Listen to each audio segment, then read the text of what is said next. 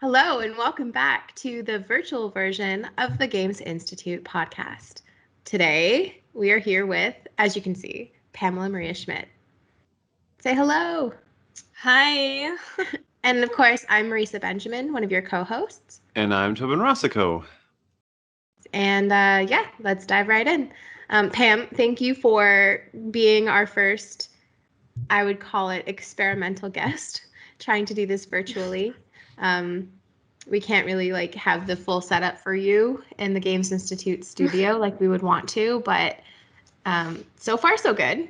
I forgive you. It's all right. Tobin, do you want to fire her our opening question? Of course. All right, so we're going to get to a lot of stuff today, but what we like to start with, as always, is what's your earliest childhood memory of playing games? This can be board games, card games, video games, make-believe, anything like that. I have this really... I play a lot in my family, I should say that. Like, not just video games, but like board games and card games. But I think the image that kind of sticks out to me the most is my dad when he got an N64 and we were playing Super Mario. This must have been when I was like in kindergarten, sorry. And I just remember him playing it, and he doesn't play video games now, but that one he was like, he needed to beat it. Like, he paused it, he beat the entire like Super Mario on N64. He was one of those crazy people who like paused the game, would come back to go through all the levels, like never turned off the machine. So I kind of got my love of games from him early on, watching him like agonizing over defeating this game. So I think that would probably be my earliest childhood memory. Did you play with him or just watch? I played. I was bad. When he was on that one run to like rule them all, I was not allowed to touch the machine at all. That's funny. Were there any other games? From like early childhood, not really, but I always remember my fam in Poland. They're so big on board games, and they'd always like shell out for these really like unique and wacky board games. So I always remember playing, like, I learned how to play Avalon actually there. And stuff like Uno and whatnot, and these crazy games. I can't remember the name, but it's like you actually have to make like a build. This is like of cowboys and like a train, and you're trying to like steal things on the train. Oh, it's so cool. But I remember playing stuff like that. That cowboy one is probably more recent memory, but I always have a fond memory of always playing some kind of crazy board games with them. Even Monopoly. Otherwise, early kind of video games, all my relatives were like big PC gamers in Poland, so I actually played Morrowind in Polish. That's how I was introduced to Elder Scrolls, and this game called Gothic for PC, like kind of like a Dark Souls knockoff, like so. And oh my god, I remember floppy disks when you still had like little games on floppy disks, or like the little like girl games that it's like, you have a pet shop, like here's like it's on a floppy disk and whatnot. So oh my gosh, you just brought me back. I remember my parents had an office upstairs, and we had this like floppy disk game of, I think it was Magic School Bus. I love that. Yeah, and that's the one I always remember, but I do think that we had a couple of the store ones that you're talking about, those girly Pet ones. Shop, or like Neopets online. I remember doing Neopets on dial-up and just getting really upset because it was either internet or right? Funny. Well, so now that we got the serious stuff out of the way, our second question that we wanted to ask you before we dive into the meat of, your research and who you are, we wanted to check in with how you're doing during COVID. It's like up and down. I would say it comes in waves. Beginning was probably, I kind of go through waves of like we're panic, and then I'm like, it's okay, things are getting normal, or I can live with this. And like I'm someone who I have to kind of like have all the facts, and I need to like put everything together, rip it apart, and then put it back together again before I'm like okay with the situation. But with something that changes so rapidly and the facts change, it's like that put together part is a bit trickier. So I would say, I mean, I'm lucky that I'm at home and I get along with my parents, and we don't want to rip each other apart, at least most of the time. No, I'm kidding. And that they're also on the side of believing in COVID and whatnot, so we don't have like a political or ideological clash in the house as well. I did a bit earlier when family member who was staying with us who is immunocompromised didn't believe in the situation, and so that was like a rough couple of months. But I would say I'm getting there, and I'm safe, and I'm in a situation that is good, so probably all right. This is a good week, so Good. Well, I'm glad we got you in a good week. This is I think a medium week for me, which Yeah. is good. Yeah. That is good these days, right? That's what I think. Yeah. So It's you're kind of working like from your home, yes. and have you been able to work kind of normally? Well, no. I mean, at first, I think the transition was a lot harder since I was still writing my MA thesis and like getting ready for like there's no like true defense in Canada, but you kind of think of it as like a defense, like someone's gonna read it and either say it's garbage or not, right? So I was still like I was still working part-time at the time. Then I had school, and then it was my home life. So if I was sitting in my room where we are right now, I used to have like my big desktop in here. So it's like, okay, first do your like 9 to 3 because it's part time, then do like schoolwork until like 7, and then have like a de-stress time. But now everything, it's like, how do you hang out with people? You're on like call, you're on Discord, you're playing virtual games, like it's all online. Um, and then it's like go to sleep in the same room. And I was losing my mind doing everything in the same space. And it was really hard for me to kind of like separate these kinds of different aspects of my identity. So I negotiated with my parents and we set up like a temporary office. So that's where I could do like work and school stuff and then like decompress in my room or whatnot. And just to have that separation. Or my boss was really good in saying like try maybe wearing like work clothes, or like feel like you're doing your work day, like whatever you would do, like whether that's like do your meal prep or wake up, or even something as silly as like makeup, because no one's gonna see my face, and if I wear a mask this red is coming off, right? But at least feel like you're actually going to work and doing things. And that actually really helped too, where it's like at the end of the day it's like I change into sweats or like a graphic tee and like leggings and whatnot, and it's like for my brain like a good separation. So I find that's been helping. I know it's tougher for people who are living in smaller spaces or apartments to make that kind of physical like an actual separation, right? Yeah. Yeah, but that's very, very good advice. The other things, mental changes, mental divides, dressing in a specific way. Meanwhile, like this is the first day in a while where I've opted to wear a cozy sweater and sweatpants. And it already still feels like it's, slouchy time. Not quite in the podcast like work Honestly, I woke up this morning and I was so tired. And then I, took my shower, and then I got back into my pajamas and was like, wait. And I was like, this is not the clothing. And I like picked my outfit like the day before it. So I feel it might just be one of those days. Well, every day is a day, Yeah, totally. Yeah. At least it's spooky season.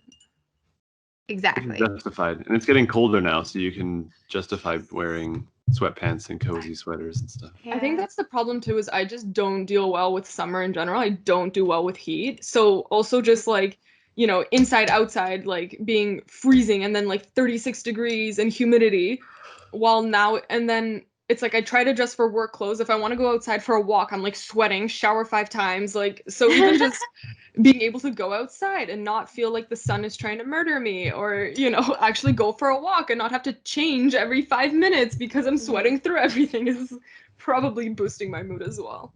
Yeah. All right, can you give us an academic biography, or take this how you want. Like if you want to talk about what courses you took in school, what inspired you, you can. But I'm kind of thinking, trace us through how you ended up finding out that you wanted to study games through your research. Okay, this is gonna be tough because I keep this open-ended for you because I know that you. yeah, I'm still. I have this issue where it's like I don't commit to anything. Like I can't even commit to breakfast in the morning. Um, and it's like my interests are still I have so many of them and I feel so strongly about them and I'm still figuring out how the thread connects. So something like games have always been an aspect of my life. I've always been interested in narrative and whatnot. So that's kind of like something that's floating if we're looking at like floating bubbles or something like clouds. Another one is linguistics is huge. I'm probably, I don't want to say rare because I'm not rare in this, but I'm one of those odd people that I really like. I did rhetoric and literature in my undergrad, and I genuinely enjoyed both the rhetoric and the literature. Like, it's not like I preferred one or the other. I really like deconstructing language, kind of that rhetorical side, and breaking it down and looking at its functions and treating it sometimes a little bit more scientifically when you get into linguistics and semantics and kind of very much looking at like what word order makes what meaning and what impact based off tonality and all these things. And sound is something I'm finding out slowly is pretty needled in everything I do. I'm like a classically trained musician, so sound is something like I don't think about it, but it's so inherent in everything I do. Um, so like tonality, I'm really sensitive towards that. I used to want to do linguistics because I'm so fascinated with cultures and kind of the breakdown of culture into every like little aspects of it, but not necessarily from like an anthro perspective. I really liked it actually doing through literature, right? Where you study like a body of work to kind of get a feel or an idea of how the society functioned at the time, especially when we have so I guess history in there a little bit, but it's like the issue now is like when you look at kind of specific political and religious ideologies that were ruling at the time, right? You have there like history is always written by the victors. And I like looking at literature to see like, okay, what are those other things that were happening or that people were like leaving secret messages of how things really were. Um, and some of that is changing now with even like British canon being challenged for not including female authors when there was a lot of female authors at the time. Like the first novel was written by a woman in Japan in like I forget what year, but like that is the official first novel. So it's kind of like putting back in these marginalized voices. I kind of so you know what I mean? I like looking at culture from that lit standpoint. Um I am Polish, so like my culture has always been really interesting for me. And from multiple perspectives. Like I look a lot at hauntology, which is kind of it's a Derridian philosophy of essentially like disembodiment and kind of interrogating specters of like past, present, and future in your life. And it's becoming more and more popular, but I always liked looking at it from like a diaspora perspective where it's like I often feel caught in between worlds. I don't think I could fully say I'm Canadian, even though I was born here, and I can't fully say I'm Polish. And it's kind of funny, like I don't fit really anywhere. Like my family and my friends in Poland will like call me out for like accents or not getting the cultural vibe, and they don't realize I get the same thing in Canada, and I don't think some of my friends know that either. Where it's like, Marisa, actually, you make fun I of me know, for like yeah. my Polishisms. No, but it's a good example, right? Where it's like Yeah. sometimes I have a stronger accent depending on the day. Actually depends a lot on who I'm talking to. It's like if I hear more people with an accent, I feel more comfortable to let my own accent through.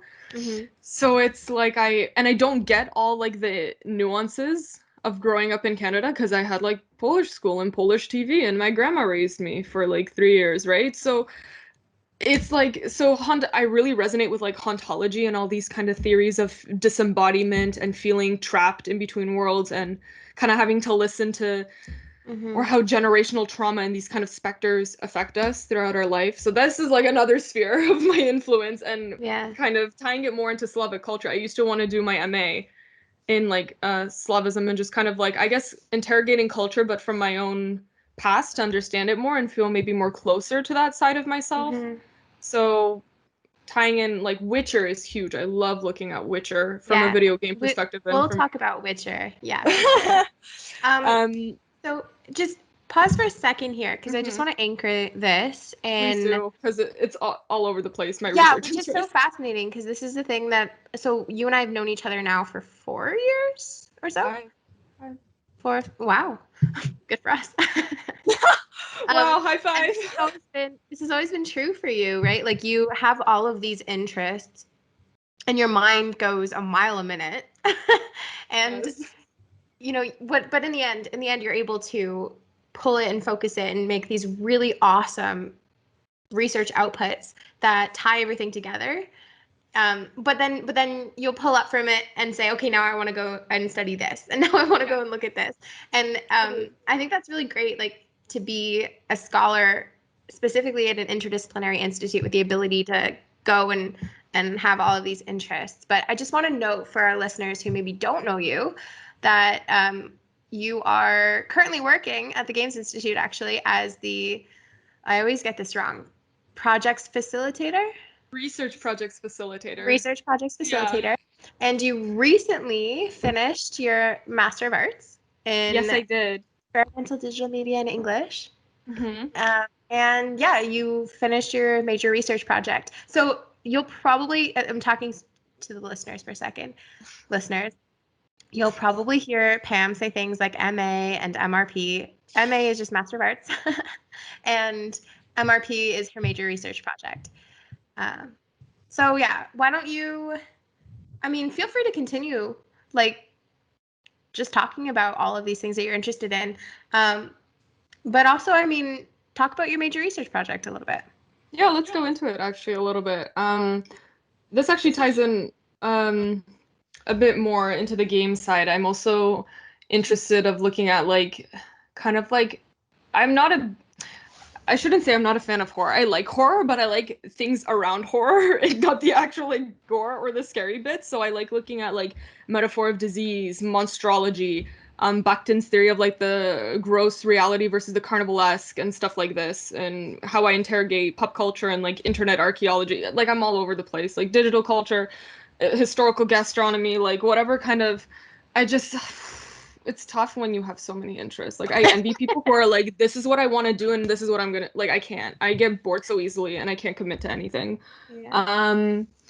But in terms of my MRP, the way I actually at first wanted to build it upon a paper I wrote in which I was basically looking at social media as a vampiric entity and kind of interrogating this metaphor of vampirism and disease and how our relationship and kind of the current technological ethics surrounding technology work, and maybe understanding digital anxiety and that paranoia a bit more. So that's what I initially wanted to build my MRP on. But I don't know if I just got bored of it or at the time, because now I kind of want to do it again. I was actually recently chatting with Tobin about it. I was like, damn, I like that idea. Yeah. But I was kind of at the time like, I don't know. This sounds so cheesy, but for my MRP, I was like, how could I do something that doesn't really represent me, like at least as much as possible, considering all these interests. So then it was kind of like, I don't know what to do. And then I started looking at video games a little bit closer, and I got a little bit of a nudge from Neil to kind of look at games a bit closer since I was recently really raving about Horizon Zero Dawn. And I started looking at Horizon, which is fantastic game. It's really, really great.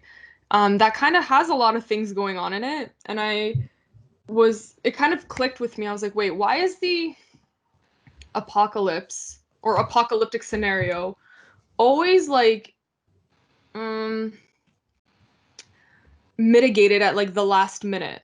Like, why is it not like, all right, this is an issue, let's band together and, like fix it? Especially because in Horizon Zero Dawn, you're dealing with like two storylines, right? You're dealing with like the past, which is the 21st century, and kind of climate, but also mostly technological disaster that basically ravaged the earth and made humanity extinct. And then the future, which is the 31st century or late 30th, and it's like the same thing is about to happen again, kind of thing. So I was like, okay, so you have two scenarios where it's like history repeats itself and like people are still dumb. So why? And then I started looking at other apocalyptic video games and kind of found this trend and was thinking, okay, instead of just being like, I want to look at this, now I actually have a research question, which is really good for an MRP and in general for all academic things. Like you can't really like you can research something as much as possible, but unless you have like a solid research question or something to interrogate, like there's no real, I don't want to say there's no gain to that research, but it's kind of like, what are you adding to the field? At least that's how I was told to think about it to help me narrow my topic. It's like, think about making a space in an already cluttered space and adding in new knowledge. So I started Googling it, you know, looking at the library and whatnot, and no one's really written about this weird trend in apocalyptic video games. And then when I started looking at them more closely, because I was thinking, why is Horizon Zero Dawn like, it's really unique in that it looks at climate and technological anxiety and they intersect. And then I noticed that's actually not the case. A lot of games do that. It's just not explicit. So even if you think of like the Fallout series or Metro, like nuclear disaster is very much an ecological form of warfare. Like you're destroying the earth, you're making it inhabitable, like uninhabitable, right? So even though that's not explicitly like climate change rhetoric or environmental concern, that's definitely something that affects the environment, and you need the technology to do so. Right? So I started kind of looking at these games and looking at the ones that deal more closely with, say, technological paranoia. Is there something I can pull from climate in there? Are there elements of like a degraded climate that just aren't explicitly spoken about? And I did find a trend, and actually some of them I noticed in games that even I had played as a kid. So I found this trend that kind of spanned over roughly, let's say, 20 years of video games. We have this same thing where it's like some kind of apocalyptic scenario, and you have environmental degradation, destruction intersecting with technology, which seems like totally opposite ends of the spectrum, right? It's usually like a clash between like this digital technological future and whatnot versus like this archaic, um, stereotypical nature past. So that's what I did for my MRP, and I was investigating the rhetoric of hope and how it functions in these apocalyptic scenarios and why it's always found in the last minute. That was kind of my main research goal. Why the underlying one was, why is technology and environment consistently intersecting when it comes to an actual like blow up? Yeah, like why do people treat technology as sort of the enemy of the environment? Yeah, exactly. And I then a third kind of underlying research question that I had was, can this reflect our current day culture? Because I'm of a huge belief that like our current media or media at the time do reflect kind of the societal attitudes. So it's why we still study 16th like century literature to look at like consent culture, right? Because it reflects the attitudes of the time. So if we look at modern day media, and I mean media broadly, right? Like video games, novels, novellas, comics, books, podcasts, we can maybe understand a cultural attitude. And considering like our current climate day emergency, I'm thinking, can we maybe pinpoint something now that could maybe shift in the rhetoric to help actually get scientists to speak to people and like make them listen? you're like a detective looking into these objects to see what they can tell us that we can actually use. But I wonder, why did you look at video games as opposed to, let's say, movies or books?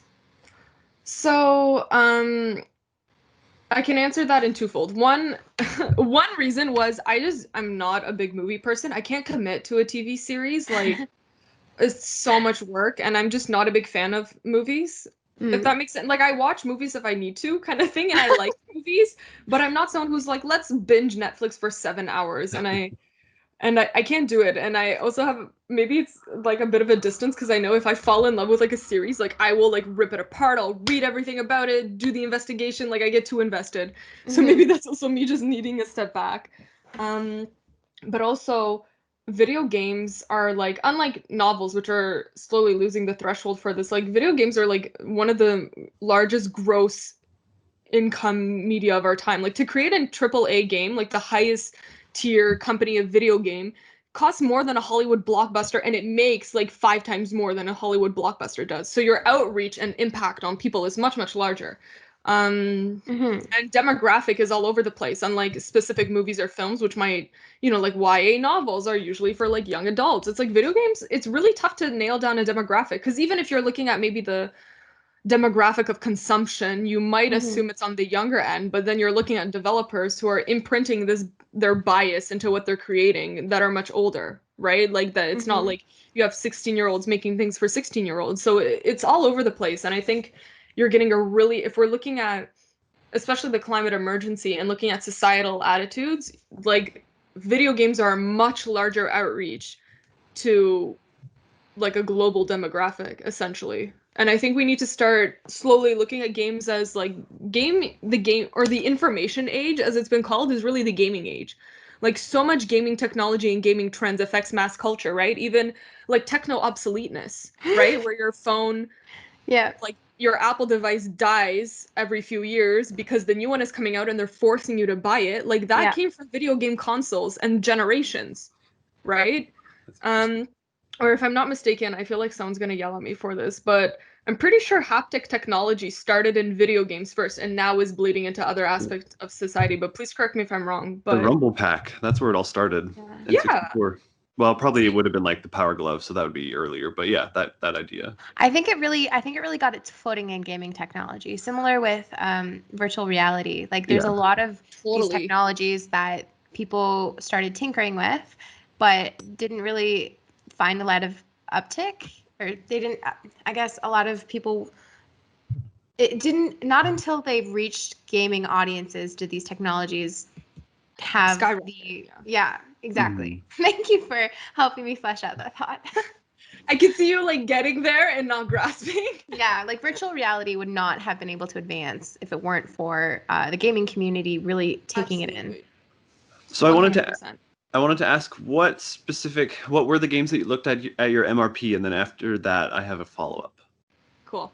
So I looked at Horizon Zero Dawn, which I've mentioned, which is kind of the one that started it off. The second one I looked at was Final Fantasy 13, which is it's a controversial game, I know, for not being too popular or well liked. In terms of quality, not in content. Yeah. Which is I wanted to also look at games that weren't explicitly about climate. So like Final Fantasy 7 is very explicitly a climate narrative. But Final Fantasy 13 actually deals a lot with like you basically like long story short, you basically have like humans live on this artificial like cocoon that floats above the earth in the stratosphere, and the earth where all the nature is completely abandoned. And it's like the people here hate the people here, not knowing the people here are like extinct because of like politics. But basically you have like this weird return to the natural, which is like when you realize technology and the environment intersect, and that's how they kind of stop the apocalypse. Like the game is much more complicated than that. It took me like when I first tried to summarize it in my MRP, it was like 20 pages. Yes. And I had to bring it down to 5. It's extremely complicated, but that's like the general gist of it, where the plot, you would never think it revolves around technology. Like people just think it's like futuristic AI things, right? But really there's a lot of stuff about like technological anxiety, technological like overlord kind of things, which I think is a trend in society that's been around for a while, but is kind of circling back with as we're concerned about privacy and like digital security and whatnot. And then you have this huge return to the natural and kind of understanding it more and understanding things that I think is really interesting. So then I was like, that's a number 2, because it's not an obvious narrative, but it's something that's definitely there and hasn't been investigated. And then I don't think many people would, of their own free will and choice, spend time writing about Final Fantasy 13. Do you know what's sad? It was my first Final Fantasy game. That's probably why I have a soft spot for it. Yeah. Although it made me rage quit as a child. It's only now that I had to replay it for my MRP that I was like, wow, I actually understand the mechanics now. And this is going much more smoothly than it did when I was like 14, 13. Yeah, the fact that you completed it, I remember spending 6 hours on the final boss multiple times, literally a whole day, and then dying and being like, all right, I'll come back in 6 months when I finally want to try again. It took me 2 days to beat the final boss. Oh, so stupid. All right, and what was your third game? And my third game is from the Jack and Dexter series. It's the Okay. second game, Jack 2, which also people wouldn't look at even from a technological standpoint. It's more so kind of like a Big Brother-esque society in the future that's like on the brink of collapse because of an alien race. But I was able to find like why is technology used so violently, and now the environment has become hostile, which is in complete contrast to the first game, which is like a kid-friendly game, and it's really like you're one with nature and all this. I mean, some of it's to blame because this is what's the studio that created Jack and Dexter again? But whatever, this was a time when Naughty all Dog? the kid games were trying to like edge up Yeah. for like a big audience. So they're like, oh, your cute little like prequel and first game is like kid friendly. Let's make you like these like super like macho edgelords who like grunt at everything and like kill everything. So that was a trend at the time for all these kid games. But regardless, I was able to find trends there. And if I was looking at kind of the date of releases, Jack and Dexter was released in like 2003, the second one. Final Fantasy 13 was 2012, if I'm not mistaken. No, it was Then 2009. I was still in high school when it came out. So so was I. So, yeah, 2009. Yeah. And I think I was just going into high school actually. And then Horizon Zero Dawn was 2017, right? So it's roughly like 2 decades of games that have the same kind of trend, except now we're actually like we're Horizon Zero Dawn where they're throwing it in your face, kind of like, Mhm. yes, this is about climate change. Or about at least human intervention into degradation of the climate, I think is probably a better way to describe it instead of climate change. So the follow-up was going to be, what about role-playing games facilitate kind of exploring these topics, but Jack 2 doesn't really fit in that. So, but I guess, so talk about how, if you can, talk about how Jack 2's affordances and constraints allow for you to find out this kind of climate stuff. Because if it's not at the forefront, how do the game's mechanics allow you to explore these topics? And do you have to do a lot of kind of inferring on your own? Or are there systems that allow you to discover the themes and the story that they're trying to tell? Yes, I would say I think you have to do a little bit of detective work, but once I started noticing, it was like it became so much more obvious. It's like everything started clicking. So mostly I started looking at it from this weird technological, and like how is the environment treated is how I looked at it first. And it's kind of like the main map is like within a city, and it's actually pretty open. Like for a small sandbox, you have a lot of kind of leeway on where you go, and depending on your progression in the game, you get passes that give you access to other parts of the city. But everything that had to do with nature that was more sacred, like a temple site or like one of the last forests, it's all blocked off. It's only under specific missions that you're able to access those areas. And the only thing within city limits that you can access is like an agricultural mass garden kind of thing, which it's just for like food production. And then anything beyond the city is just like wasteland. So I was like, that's really weird. You have these really protected environmental sites. You have this one site that people have access to, but it's only for food, and farming specifically. And then you have everything else is destroyed. So I was like, Hmm. that's really weird. Let me look at that a little bit more. And then I started investigating the mechanics. And this was actually probably one of my best discoveries was they have these propaganda machines in the city. And basically it's like propaganda about the war effort because you're technically in a war, and it's like a very Trumpian where it's like everything's fine, I'm the greatest, it's great. But also it's kind of used to taunt the player a little bit. And Interesting. I was like, there's so much dialogue. I don't even think I've heard it all. So I just stood beside a propaganda machine and I had like a record on my phone, turn up the volume on my TV. There's 15 minutes of unique dialogue, Holy cow. and which is insane because it's like you could, unless you actually stood by this machine and listened, you would never be able to catch it. You catch snippets of it in the city as you like run around and walk or whatever, depending on what you're doing. And probably because of my Polish background and this being like drilled into my brain, one of the dialogue snippets is a reference to the Auschwitz slogan, which for me was very upsetting. But it really reminded me of like how much people don't really talk about this, but the Nazi regime really did a lot with farming and kind of controlled farming and land scorching and destroying villages in Poland and, you know, all the other occupied countries for farmland. So I was like, this is a really weird connection where you have a reference to Auschwitz, which I started Googling it immediately. I was like, Naughty Dog, please explain, why is there this reference? Well, it's like one or two words are like switched, but it's like the comparison, it's unmistakable, right? And it's like no comment, no one's caught it before.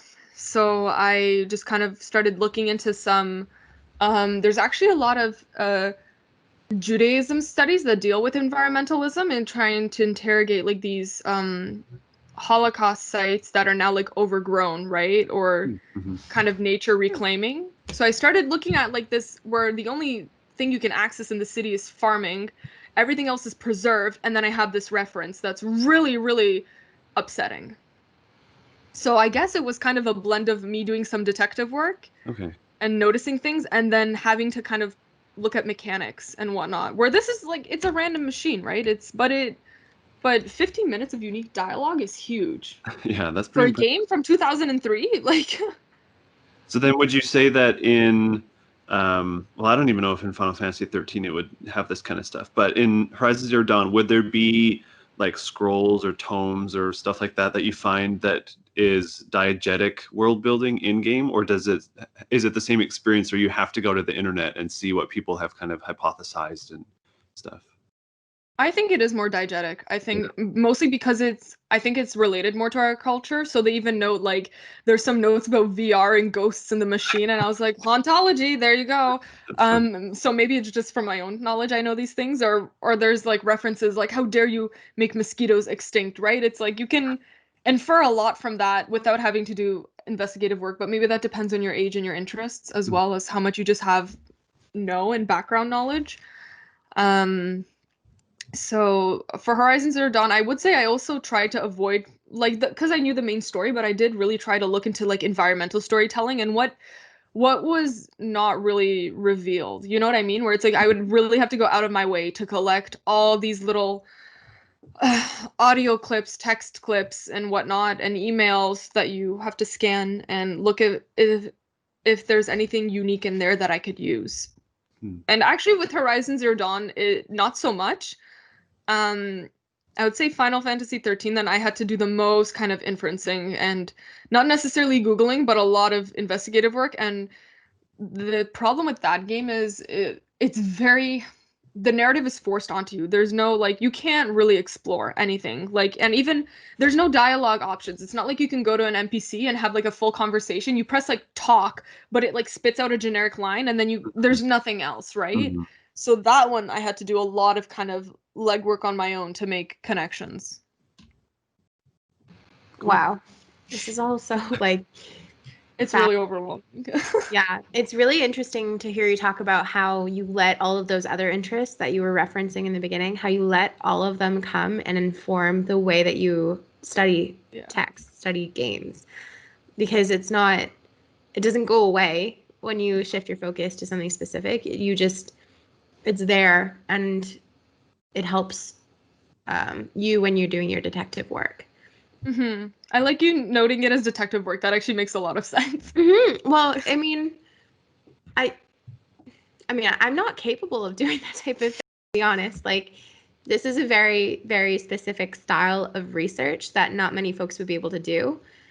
Maybe it's because they wouldn't have the patience for it, or because they wouldn't have, just the sheer knowledge that they could touch on to then go in and recognize things.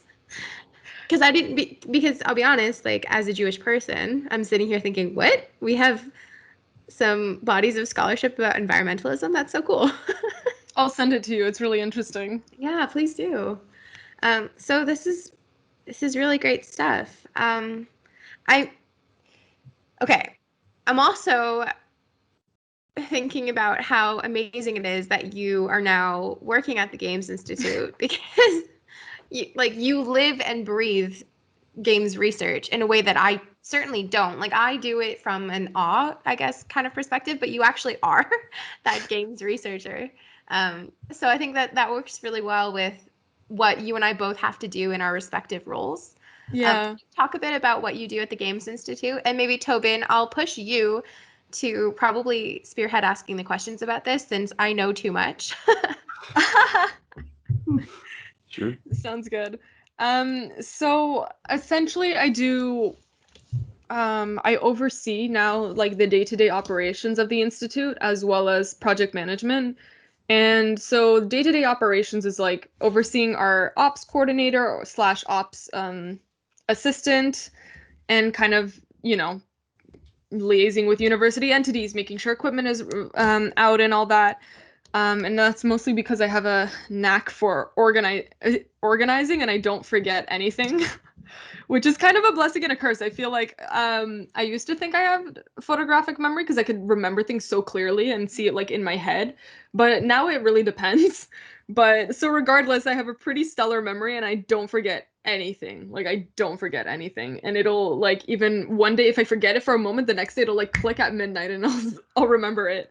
So it makes it easier for ops things where there's so much on the go and there's so much to have to kind of like I hate using the term micromanage, maybe not doing that, but kind of keep in the back of your head and managing that helps me kind of even guide our current ops coordinator, Grace, to kind of make sure everything is in order because it can be overwhelming when you have so many small tasks.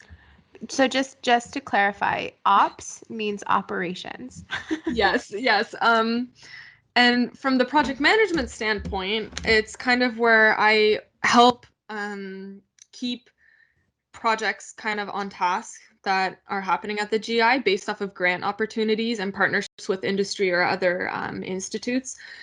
And my role in those really depends on the projects. For some of them, I've been brought in both as a PM and as a researcher, or at least to give guidance to the researchers, while for others, it's strictly project management, which I mean, project management means different things to different people.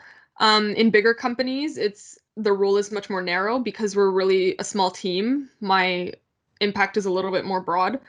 But mostly this means I just keep everyone on schedule and I manage kind of the payments and I make sure like I do a lot of diplomatic work, which funny enough, one of my other MA opportunities, I don't think I've told you this, Marie, so you're gonna laugh. I was considering doing diplomacy, like becoming a diplomat. Yeah, that was one of my MA options.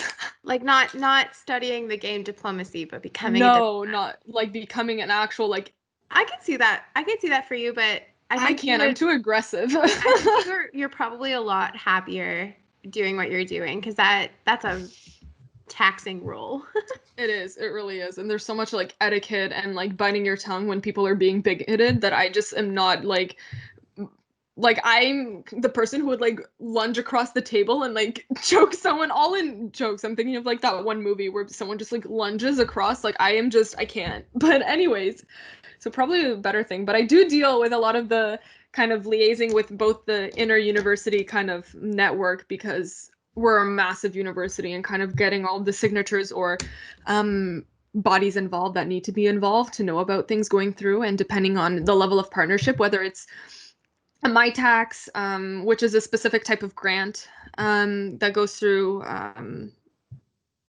the MyTax bubble, versus like actually forming a separate grant through SHRC or NSERC. So like the Social Sciences and Humanities Research Council versus the Natural Sciences Engineering Research Council. I think those are what the two acronyms stand for. Those and working with industry or government entities or community partners is very, very different versus even like just university partnerships, which are probably the easiest when we partner with other institutes. There's just less people involved or less signatures needed. So sometimes that means, helping with writing grants, just like I mentioned earlier, keeping everyone kind of on track and making sure all the paperwork is in and kind of just poking people to get things done. Or sometimes it's actually doing research and writing. So a project that I was on temporarily was with another institute regarding a simulation for climate change in a museum. So I was kind of working on the narrative and from a rhetorical and pedagogical standpoint, like how do you actually take something like climate change, which is so coded in scientific jargon and is very even difficult for me as an academic to deconstruct. Like, how do you take that and make it accessible to children without making it political? Mm-hmm. Right? Like, so that was something I was on for a little bit as well. So my role is kind of all over the place. Well, not I shouldn't say that too. I do Your help a role lot is with very far reaching. yeah, so I Yeah, also help a there's a lot lot. with like Neil's personal projects and Mm-hmm. helping him out with those and whatnot. So Yeah, and your role also requires you to have a lot of specialized knowledge and connect people with things. Like we describe you on the team, we describe you as our connective tissue because yeah. you are making sure that all of the pieces are moving where they're supposed to go, but those pieces we wouldn't necessarily be aware of, nor would we understand where exactly they need to be and what time. So you are very well suited to it because I can't imagine another person coming in and juggling all of those balls at once, but you kind of do it seamlessly. And your mantra is if it's not in my calendar, it doesn't exist. Yeah, and if it's not my circus, it's not my monkeys too, because that's the only way I keep saying. Tobin, do you have any follow-up questions about any of that? Speaking as a person who doesn't work with Pam every day. No, I don't think. I like it's clear. I know what she does, so Oh, I think good. she explained it well. Good. I mean, that's what we're hoping for. um, yeah. So I'm just looking back at our questions, and I'll be honest, like you hit most of them in your explanations through others. We were going to ask how you bring your culture into your research, but I think that's pretty clear. So I can't, let's talk I about The mean, Witcher now. I mean, I can speak to that a little bit and then bring it to The Witcher. I mean, something that's always interested me is like historical gastronomy and how like food really is connected to climate and politics and whatnot, and how like we have these specific ideas of what a cultural food is and how that's. I always found that weird. This started as a conversation with my mom in high school where I was like, why do we have like the same traditional food as like all these other Slavic countries? And then it was like, no, that's just poverty and war. And it's like it turns out there used to be like one of the major like trade routes ran through Krakow, and Polish elite used to eat like saffron hard spices, which now it's like Polish people use salt and pepper. You put a little bit of cayenne pepper in and they will cry. Like it's which is an exaggeration. Their palates are expanding, I'm sure. At least my cousins are. But you know what I mean? I was like, this is so bizarre. So I always was interested in that. So recently, for actually one of my final courses, I did take game studies finally as a grad. I did take it as an undergrad. Um, and I was building a Twine game, so like a narrative-based game. That's kind of like a cooking mama detective thing about like making specific dishes that represent different eras of Polish history, or like a dish that like common folk would eat versus like elite. So that was one of my final projects, and kind of pulling. That's another good example of me trying to pull in all these different interest strings and force it into to be like one entity. Mhm. But yeah, let's do Witcher. Let's do Witcher. Tobin, Yeah, I'm trying to think you've of played what I want to you've played start. Witcher, right? Yes. Because I haven't. I've seen it. I've seen the TV show. Oh, don't talk to me Well, about that's the TV probably show. not where we should have started, Marisa. Oh, Don't talk to me I about it. enjoyed it, but I I think hate that's it. gonna. I hate it. It I makes me know. upset. So to be clear, I completely accept everything that we've talked about the TV show. Um, anyway, I'm gonna talk about the game maybe. In what way? It's so big. It's so great. So I want to know. Okay, so this is how I reckon it for your experience with The Witcher and then ours. So I would say probably of our generation, I know The Witcher's very old, but The Witcher, the way that you talk about it is kind of like it's like Poland's Lord of the Rings or Poland's Harry Potter, and I would liken it to Harry Potter because that was so like monumental through North America and blah blah. Mm-hmm. So I imagine that you were introduced to the books first, and this isn't going to be an adaptation question, but I'm curious about like when you were experiencing the books, were you thinking, oh, this would be cool as a video game? Or was it just something kind of so foundational that when the games came along, you had to play them because it was like the next way to continue being involved in this this phenomenon? Honestly, I was nervous of the games at first because Poland has some like internal TV shows they've done about it, and they had to, because of like copyright at the time, they had to call it Hexer. I think I And remember it seeing was stuff like so bad. It's so bad that I was like, is this just gonna be one of those things where the book is always better? Like the movie just doesn't compare. Mhm. And then the game came out, and I was like, well, this is weird because usually there's like it's usually in the way the adaptation trend goes is it's usually book to film to game, Right. right? That's usually kind of the trend. And because the films were so bad and continue to be bad, when the games came out, I was expecting like the worst, and then I was like blown away. And then I just knew about them peripherally because I couldn't afford them. So actually, I did start out with The Witcher 3 before I could afford and purchase back. 1 and 2, which is probably, it's always a mistake to play like a later game before the earlier That one. one. Although two is not bad. 2 is It's playable. okay. But The Witcher 3, I was like blown away. And of course I played it in my native language. So it was so cool that it was actually on Christmas. I got it from my aunt, and then my mom sat with me because she's read the books, and my mom sat with me and like genuinely watched me play the game, which she hates video games, and I was like so full in my heart, and all the references were so good. And I should specify, especially in the Polish dubbing, because they use like a Polish, like archaisms in Polish that aren't used today in the language. So something like the equivalent of like in French where you have like vous and tu, right? Where vous is like a proper like way to pronounce someone. Like so in Polish you have like wyście, and that's like dead in our language. They still use it in other Slavic languages, but that's like it's an archaism in Polish. So people would refer to Geralt with like wyście and this kind of higher level Polish. And there's a huge divide in Poland, linguistically, that you can hear where it's like on like rural population accentology versus like a higher class, which you could, I guess, compare a little bit to England and kind of how their levels of accent work. Like even if you're looking at London, right? Like you have Cockney, which is kind of like the common folk speech, versus RP, which is like Queen's English, right? And then the middle blend of that is I can never pronounce it, but it's like a Stasharian English or whatever, which is kind of a blend between the two, which is a recently evolved accent. It was recently classified as an accent. But anyway, so that's like someone was telling me that apparently Siri speaks with that level of accent, like the in between the common and that in English. But regardless, in Polish, it's like you have these people have this high level, and then you go to the village, and it's like, oh, like it, you can like it just paints the scene so beautifully. So from a linguistic perspective, I was like living for it. That's really Which made me then kind of upset about the, even Tobin and I have discussed this because Tobin likes the English. Well, obviously you don't have experience to other dubbing, but like the way Geralt speaks, even in Polish, he's very like sarcastic, although sarcasm is big in Polish culture, like just being kind of like mean-spirited humor. I hate to call it that, but it's true, like sarcasm is huge.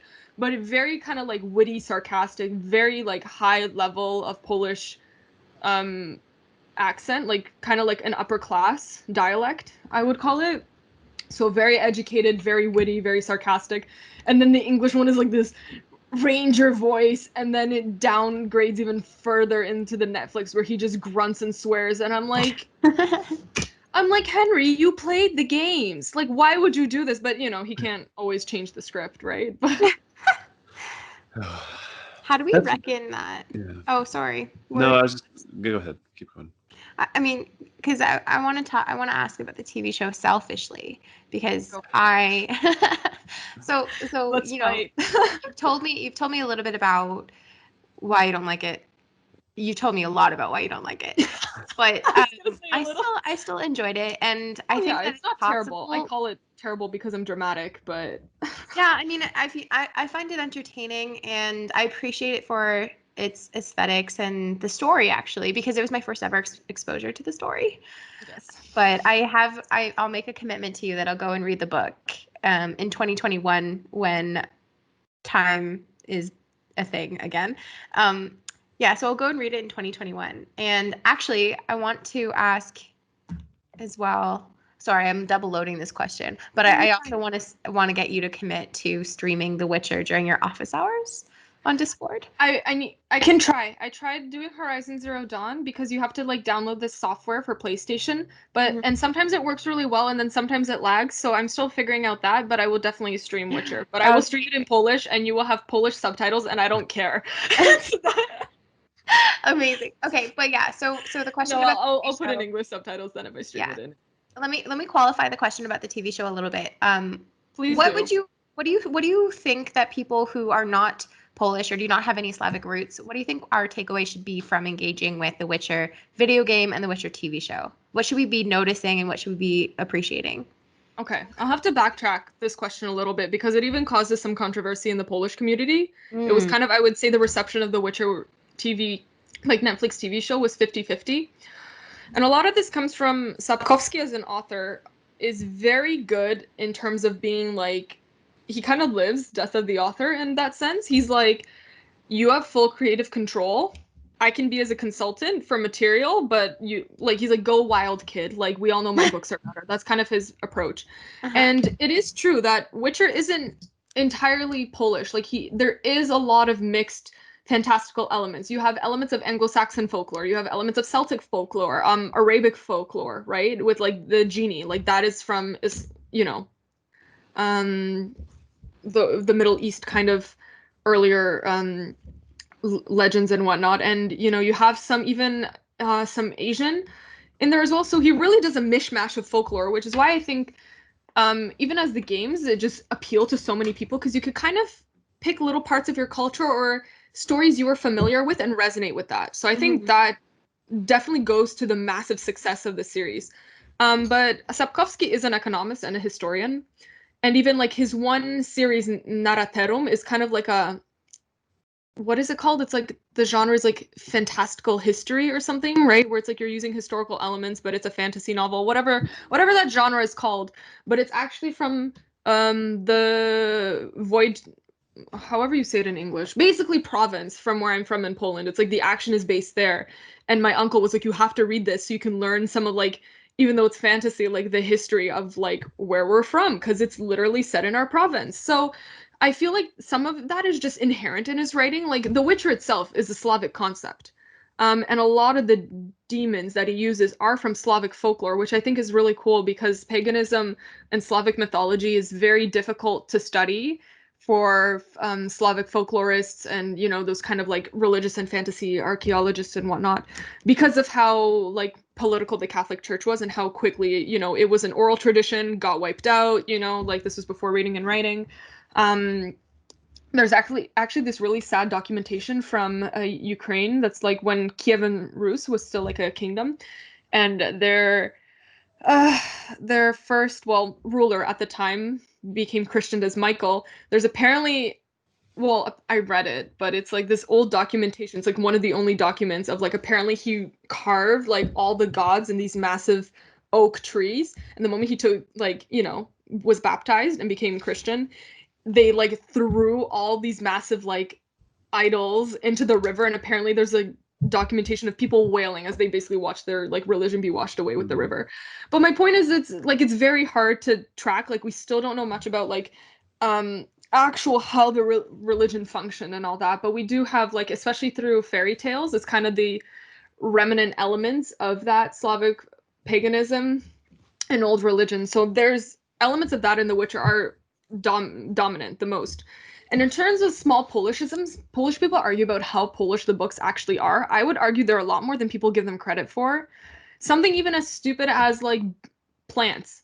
A lot of the plants mentioned in the books are like native to Poland, which would make sense for Sapkowski being a Polish author, not even thinking about it, just writing it. And something weird in Poland is that kids take like environment and botany. Like my cousin can like name all the leaves off of which trees and like identify them, no problem. I can't even tell you what's an oak and what's like a maple. You know what I mean? So they just, that knowledge is more commonplace. So they read it and they're like, oh yeah, I know what this is. I know it's where it's from. It's from like this region and this, right? Which for completely doesn't translate at all, right?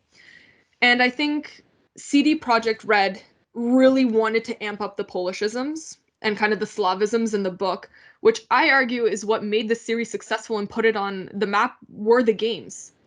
And what made it so attractive was the fact that most video games deal with a Tolkien style, but mostly, let's just call it Anglo-Saxon fantasy, and the idea of fantasy from an Anglo-Saxon perspective. And here you have something that's totally different, because most people don't care about Slavic countries or look at, you know, all these different varieties of folklore. So it's like, whoa, this is a fantasy, but we don't understand anything about it. It's totally new, and it's not like, you know, or it has elements of D&D or anything. Like, it's just totally new, and I think that's what made the game so incredibly popular.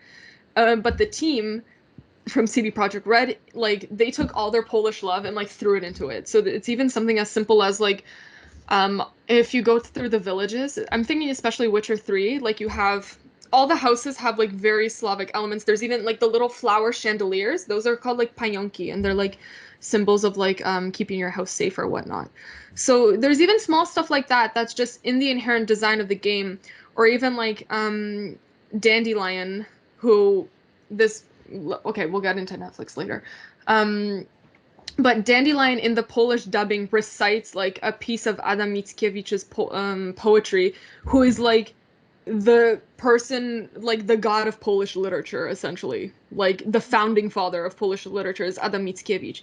And so he recites parts like that, which is like familiar again to a Polish audience, but an English audience wouldn't know, right? And so they take a lot of, especially from the Romantic era in Poland, there's a lot of literary elements, which makes sense because the Romantic era in Poland was a lot darker than it was in other, well, in English countries, because Poland was currently occupied by Prussian and Russian forces, and was it was during one of its, what's it called in English? Patricians. So Poland wasn't on the map. So it's a lot darker and more about like freedom, and which makes sense for the for Temeria, which is where the main game kind of takes place. So a lot of the, I would like, even though the books maybe have small elements of that Polish culture, you can definitely argue that they're not as Polish as you make them out to be, beyond obviously the main monsters and the Witcher concept itself and some of those small things. But the games really did like inject Slavism and Polishisms into the game, and that's what put it on the map. Like the only reason Netflix is making a series is because the games are so popular. So to get into now what bothers me the most about Netflix, and I should say the story, I liked the way the, you know, it was portrayed, chronology, I liked it. I have kind of mixed feelings about Yennefer, how she was portrayed. I don't like all of it. I also, my mom really hated kind of the Game of Thrones-esque thing where it's like, let's just have all these random nudity scenes which aren't even relevant to the novels or the books whatsoever because it gets a bigger audience, but that's a problematic in and of itself. Or like, let's have her randomly watch orgies, which she never did, and so a lot of people didn't like her character portrayal that way. But I would say the thing that kind of hurt me the most, I will also say, let me paint the scene.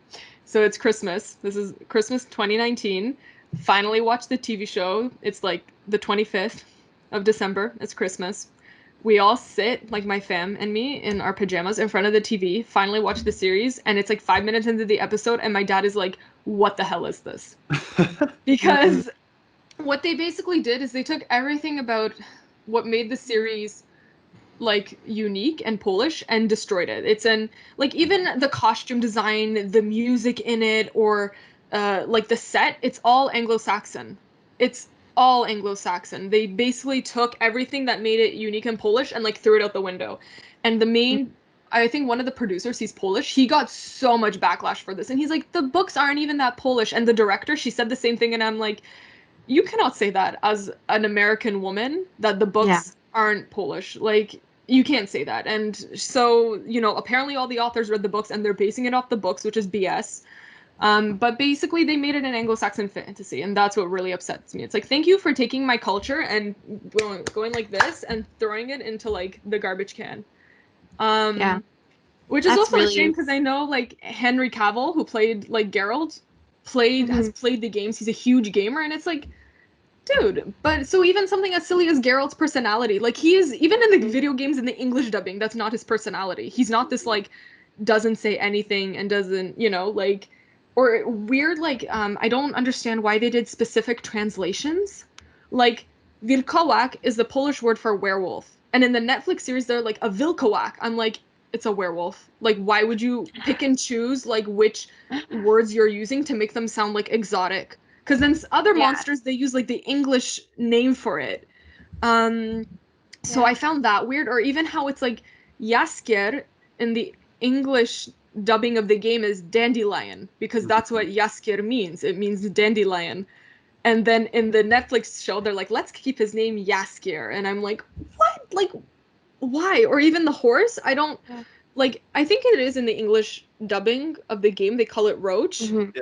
But in the Polish dubbing, it's płotka, which means fish. Yeah. Which is like a type I of like fish. that better. So I'm like, roach or fish, like, I don't understand. And it's like... Yeah.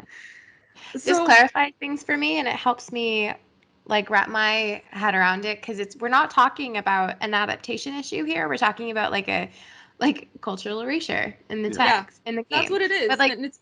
sorry, in the TV show. But for me, like, I'm also realizing that I really do need to go check out this game and the books, because I enjoyed it, but I'm not enjoying hearing you talk about all of these things that they messed up. So if I enjoyed the story, then I really should just go back to the source material and do that properly, right? Yeah. And I mean, But I think it depends on how much you've interacted with the series. Agata mentioned her husband also had huge issues with the series because he's also read the books and whatnot. And I've seen arguments on like Polish Reddit where it's 50-50. People are like, they're not that Polish to begin with. But the one comment that made me mad is someone was like, be happy the Americans even wanted to make this a Netflix series. And I'm like, that is gross. Like, why is it that the moment America has to make something, they have full creative license to erase culture and make it American? Like, that makes my skin crawl. And it's such a big issue, I think, in all adaptations and all things that America adopts to make money off of. So let's take a sudden turn, and because we have to wrap up now. Yeah, I mean, this was like probably one of the fastest recording episodes we've done, because there's so much, and you just gave us like so much of your knowledge. But we are at the part where we're a little over an hour, so let's ask you our closing questions, and then we'll end up. So, how do I want to phrase this? Let's tweak it a little bit.